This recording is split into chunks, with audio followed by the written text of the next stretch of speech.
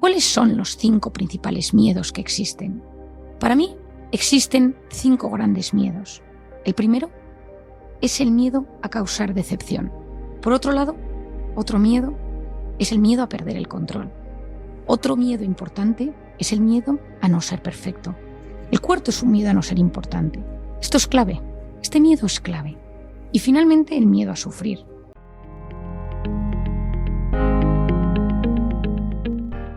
Todos nosotros tenemos heridas, traumas de nuestra infancia, de nuestra juventud, que no hemos sido capaces de cerrar. A veces son traumas fuertes, quizá es de los temas que me hayas escuchado más hablar. Abusos, traiciones, abandonos, y a veces son microtraumas, pero tú notas que cuando echas la vista atrás, te siguen doliendo. Yo siempre digo que la felicidad, eso que llamamos felicidad, consiste en conectar de forma sana con el presente, habiendo superado las heridas del pasado y mirando con ilusión al futuro. ¿Cuándo se nos distorsiona este esquema del pasado, presente y futuro? Cuando surge el miedo. Todos nosotros tenemos miedos a ciertas cosas que nos pueden suceder o que nos pueden volver a suceder. Algo que nos sucedió en la infancia, en la juventud, y que uno de repente se queda reactivado o en estado de hiperalerta por ese trauma que sucedió. Otras veces son miedos al futuro, a que nos pasen cosas malas, y ese tema del miedo nos tiene en estado de alerta mantenido. Probablemente sabes lo que sucede cuando existe el miedo, cuando se activa tu estado de alerta o de vigilancia, cómo se activa esas hormonas, ese cortisol, cómo todo tu organismo cambia y estás deseando luchar o huir y partir, escapar, o a veces te bloqueas, cómo esos estados de estrés y de miedo mantenidos son capaces de cambiar tu forma de conectar con la realidad. También sabes que el 90% de eso que te preocupa nunca va a suceder, pero nuestra mente y nuestro cuerpo no distinguen los miedos de verdad de los miedos irracionales. Cuando el miedo se instala, cuando vives situaciones de estrés crónico, de incertidumbre mantenida, empieza la tristeza, empieza la ansiedad generalizada, empiezan los problemas de sueño, empiezas a interpretar de forma negativa todo lo que tiene que ver con las relaciones sociales. Cambia tu salud, cambia tu cuerpo, tu sistema inmune se deteriora. Por lo tanto, es muy importante que identifiquemos cuáles son nuestros miedos, dónde se originan y cómo atajarlos. ¿Qué es el miedo? El miedo es como un azote, un golpe repetido que palpita interiormente y nos distorsiona, nos perturba y nos quita la paz. En esta vida, yo suelo recomendar a la gente que tome un tiempo para frenar, analizar y conocer. Cada vez conocemos mejor cómo funciona nuestro cerebro, la neurociencia de las emociones, para conocernos, comprendernos, aceptarnos y ser capaces de superar lo que nos sucede. Si te analizas, me gustaría que pensaras cómo son tus relaciones humanas, cómo son tus pensamientos y cómo te enfrentas a las diferentes circunstancias que surgen en tu vida. Puede ser de aquellos que confías en todo el mundo y seas un ingenuo, o puede ser aquellos que desconfías de todos. Puede ser de esas personas que te abres y que cuentas tu vida, las personas que aparecen por tu vida, o al revés, que tiendes a ser demasiado precavido y prudente y nunca te abres a nadie. Puede ser de esas personas que intentas agradar a todo el mundo y que no sabes decir que no, o de aquellos que eres un no tajante constantemente. Puede ser de esas personas que te hablas bien, te dices las cosas con cariño, quizá a veces con demasiado narcisismo, o de ser de esas personas que tienes una voz interior constante que te habla mal, que te machaca y te hace autoboicot. Puede ser de esas personas que vives obsesionado con gustarle a todo el mundo y que eso te produce una inquietud brutal, porque nunca vamos a gustarle a todo el mundo. Puede ser de esas personas que evitas a toda costa los conflictos y el enfrentamiento y te escondes cuando hay conflicto, o tiendes a aceptar cosas que no deberías con tal de evitar el enfrentamiento o el conflicto.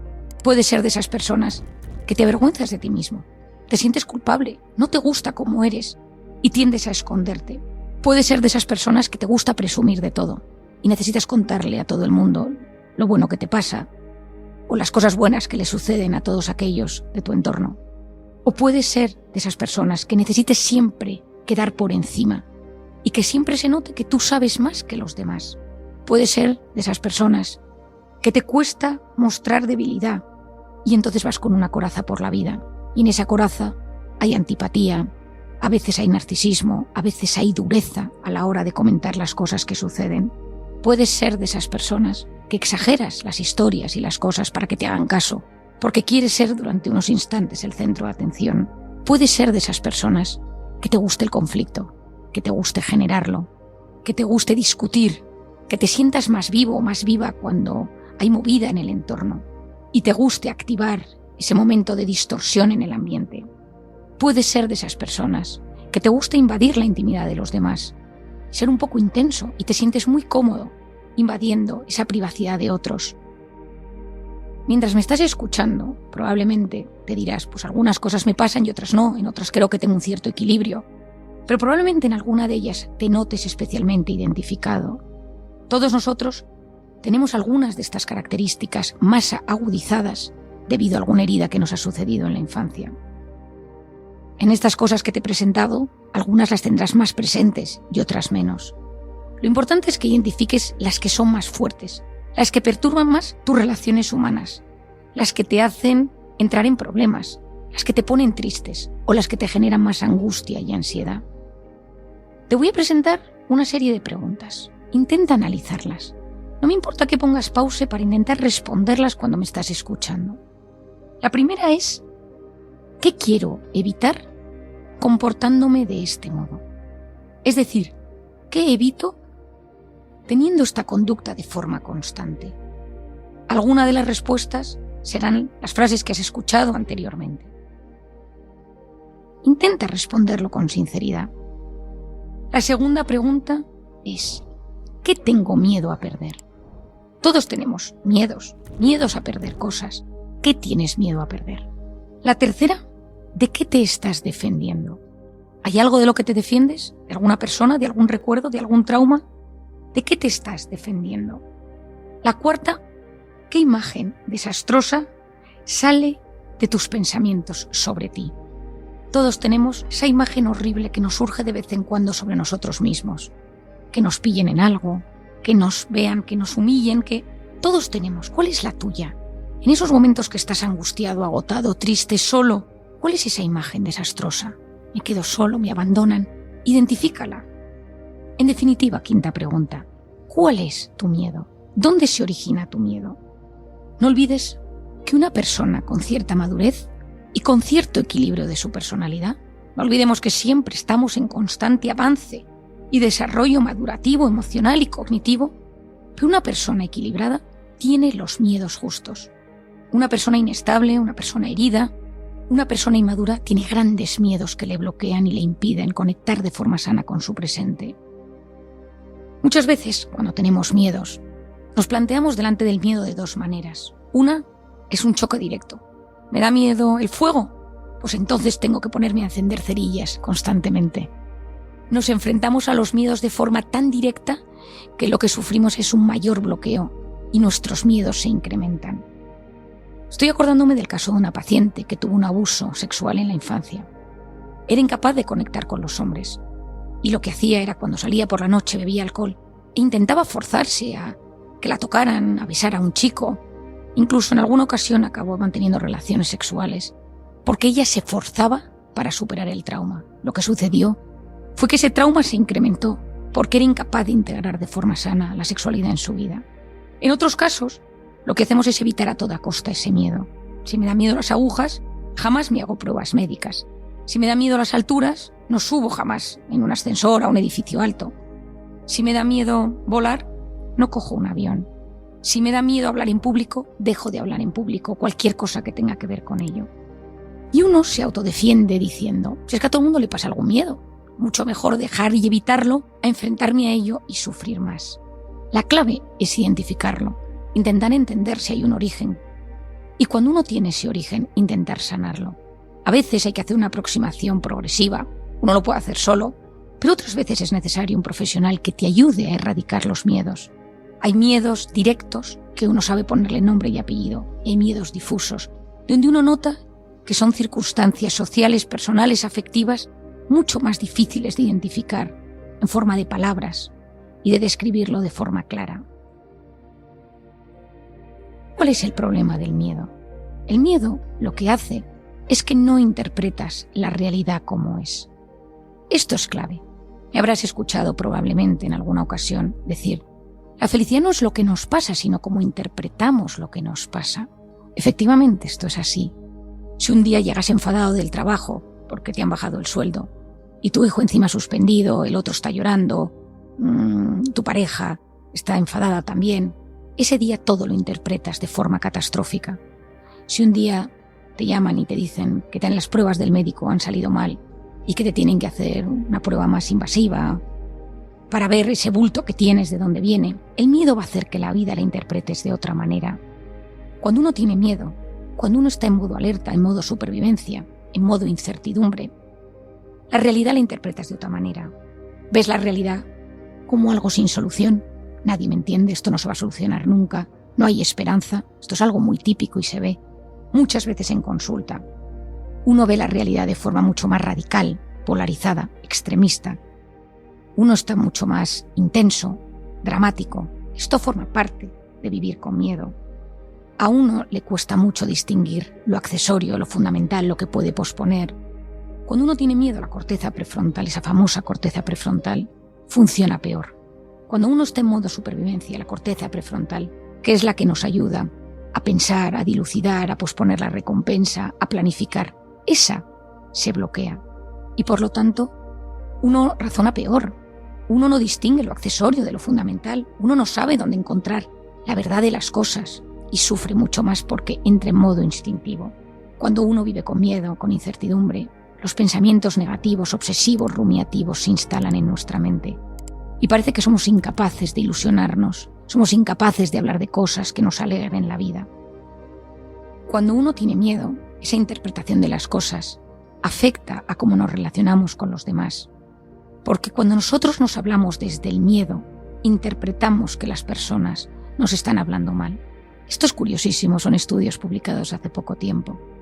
Cuando uno tiene una voz constantemente negativa, que tiene que ver con el miedo, con el estrés, con la ansiedad, con la incertidumbre, uno percibe que las personas le tratan peor. Haz un análisis si últimamente consideras que la gente en tu entorno no te trata como te gustaría. Piensa si tú estás pasando un proceso negativo, si te has instalado en el miedo, en la incertidumbre, si estás atravesando un momento de gran angustia o de ansiedad. Y así entenderás que tu interpretación no está siendo la adecuada. A lo largo de los últimos años he leído mucho sobre la ansiedad, sobre el miedo. He investigado a escritores y divulgadores de todo tipo hablar sobre estos temas. Me interesa muchísimo saber cómo el miedo impacta en nuestro sistema inmune, en nuestra psicología, en nuestras relaciones humanas, en nuestros telómeros. Leí hace poco un libro de Rossini que también hablaba de estos miedos. ¿Cuáles son los 5 principales miedos que existen? Para mí existen 5 grandes miedos. El primero es el miedo a causar decepción. El miedo a decepcionar a las personas que están cerca de nosotros. Esto puede venir porque hemos vivido una biografía, una infancia marcada por los conflictos. Y yo decido ser complaciente y adaptarme y ser siempre buena persona, buen chico, buena chica para no generar más problemas. También suele haber habido una historia de críticas con mucha dureza, donde me quieren si me porto bien, donde se ha sufrido mucha frialdad y mucho rechazo. Y entonces yo no quiero decepcionar a nadie. Y lo que intento es constantemente complacer a las personas de mi entorno, intentar que estén contentos con mi comportamiento. Por otro lado, otro miedo es el miedo a perder el control. Entonces soy una persona muy posesiva, muy controladora, muy perfeccionista, muy rígida. Puedo incluso desarrollar un trastorno obsesivo compulsivo. Tengo siempre el freno de mano puesto. Me obsesiona mi seguridad, la de los míos. Y me cuesta confiar en las personas porque creo que nadie controla las situaciones como yo. Puede haberte sucedido que te han manipulado en algún momento, donde te hicieron daño, abusaron de ti, y en un momento donde tú bajaste la guardia, te hicieron mucho daño, desde un abuso sexual a otro tipo de manipulaciones y abusos, y por lo tanto tú quieres tener el control de todo para que nada te pase. También puede suceder que en la infancia hayas vivido con muchísima pobreza y precariedad, y entonces no quieres volver a una situación así de incierta, y te vuelves alguien muy controlador, para que siempre haya lo que tú necesitas para la supervivencia. El miedo a perder el control es agotador, te pone constantemente en estado de alerta, te impide disfrutar de la vida, te impide disfrutar de las pequeñas alegrías. Nunca nada es suficiente. Y el estado de alerta hace que tu cerebro no sea capaz de captar las pequeñas y grandes alegrías que surgen en el día a día. Otro miedo importante es el miedo a no ser perfecto. Esto me interesa muchísimo porque me impresiona que esto sea así. Pues las redes sociales han tenido un enorme impacto. La gente sube fotos perfectas con filtros. Y entonces, yo lo he contado alguna vez, en alguna ocasión pacientes que han acudido a mi consulta, que te cuentan cómo las fotos que suben a sus redes sociales están todas filtradas, manipuladas, para aparentar una perfección que luego no existe. El perfeccionista es el eterno insatisfecho. Nunca nada está a la altura de lo que uno quiere. Una de las cosas que nos perjudica profundamente con el perfeccionismo y con el miedo a ser perfecto es que siempre vamos a fallar, porque no existe nadie perfecto, no existe nada que sea constantemente y crónicamente perfecto, y vamos a caer, y esas caídas duelen muchísimo. Uno de los temas que más nos hacen sufrir con las redes sociales es que siempre nos muestran algo a lo que compararnos. Es decir, lo digo con otras palabras, si hay algo que nos hace profundamente infelices en esta vida, es el compararnos constantemente con las personas. Las redes sociales son un espejo comparativo. Gente más guapa, más deportista, que come mejor, que tiene mejor casa, que viaja más que tú, los hijos son más guapos, más educados. Todo es mejor que lo tuyo. Si no eres capaz de identificar cómo esa comparativa te recuerda constantemente que no eres suficiente, esto es profundamente agotador, hiriente y nos puede llegar a producir un estado de enorme vacío. A veces ese miedo a no ser perfecto viene que te han comparado toda tu infancia. Tu hermano era más listo, este primo. Esa historia comparativa es agotadora y entonces tú buscas metas inalcanzables, modelos inalcanzables en ti mismo o en los tuyos para que esto no suceda. Y tú tienes la sensación de que siempre se te está juzgando, se te está valorando desde un plano de la perfección. Ese miedo a no ser perfecto produce un daño enorme en nuestro espíritu, en nuestro alma, en nuestra mente y nos lleva a un estado de enorme insatisfacción vital. El cuarto es un miedo a no ser importante. Esto es clave. Este miedo es clave. Aquí lo que surge es una infancia donde a alguien se le ha abandonado, se le ha rechazado, se le ha humillado, se le ha descuidado, se le ha denigrado, se le ha dejado aparte, donde esa persona no se le ha querido. He hablado mucho de esto también en el capítulo anterior, hablando del dolor social. Ese sentirse excluido tiene un impacto terrible en nuestra mente, en nuestro cuerpo y en nuestra conducta. Aquí, ¿qué pasa? Que tengo que complacer a todos, tengo que gustar, manipulo los relatos. Quiero que siempre la gente piense que yo tengo algo interesante que decir, que puedo ser el centro de atención.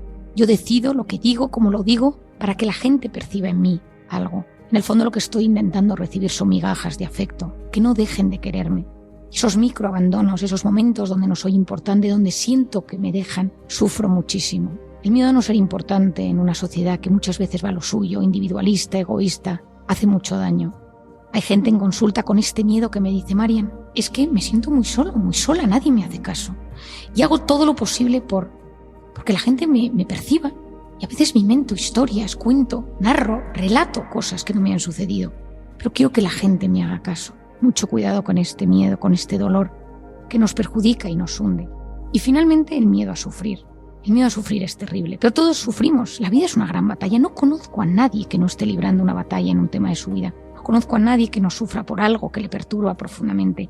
No conozco a nadie que no tenga algo que le preocupa enormemente. A veces son macro batallas, otras veces son micro batallas. El más rico, el más guapo, el más estupendo, el más conocido. Todos tenemos cosas que nos preocupan, heridas sin resolver, miedos de futuro, de presente, de pasado, que no acaban de solucionarse. ¿Qué pasa cuando yo no quiero sufrir? Cuando yo me resisto a sufrir, busco vías de escape. Cuando yo noto que voy a sentir soledad, me voy a sentir mal, me voy a sentir angustiado, me vado en las redes sociales, en Tinder, en comida rápida, el tipo de comida inflamatoria, en las drogas, en el alcohol. Busco vías de escape que palíen ese miedo a sufrir. A veces esas historias, esos miedos a sufrir vienen de historias de gran sufrimiento, donde uno se ha visto muy mal, donde uno se ha hundido porque le han hecho muchísimo daño y no quiere volver a sufrir. El haber sufrido y no haberlo sabido integrar en nuestra mente de forma adecuada produce un estado de hiperalerta donde uno realmente sufre con el simple pensamiento de saber que puede existir otro sufrimiento.